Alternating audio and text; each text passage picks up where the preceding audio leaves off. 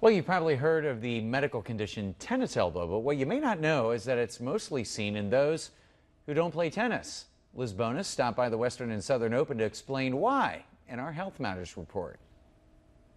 At the recent Western and Southern Open, I had a chance to stop out and meet some tennis players, a few amateur volunteers, and talk to healthcare providers about how to avoid tennis elbow.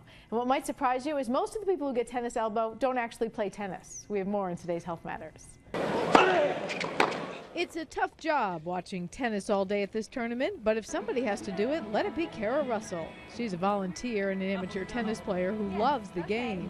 Oh, it's so mental, I think, maybe, all the tactics. Kara, however, says she doesn't always love the toll that tennis takes on a player's body. As with most players, she feels it in my legs, for sure, my arms, especially if we're serving a lot. Even at the pro level, not only do you see aches and pains, but also the chronic sort of shoulder and elbow type of injuries we see a lot of as well. Dr. Brian Growie says, well, he has seen a lot of these types of injuries this week, treating the pros and the athletes and the amateur tennis players. When it comes to what is called tennis elbow, I would say it's more of a misnomer. Most people that get tennis elbow, they in fact do not play tennis.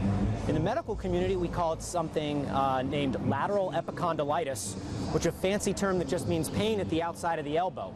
That pain, he says, he often sees more in new moms who lift babies throughout the day rather than actually in tennis players.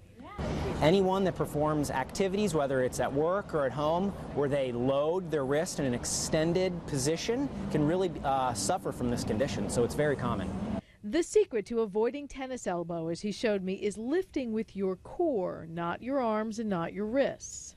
Okay, so one more time. Don't lift from out here. Exactly. With the wrist. Show me again. Okay. So, no reaching. Okay. Okay, no loading the extended wrist. All right. Okay. So you want to make sure you're getting up close to what you want to lift. Okay. You want to make sure you're going to be able to gain power through your core musculature, okay? And then you can lift up like that. All right. Dr. Growie says no matter who you play with or what you play, power doesn't come from your arms. Tennis elbow, even in the pros, hits when your feet are not in proper position, which loads your arms for the swing and the slam.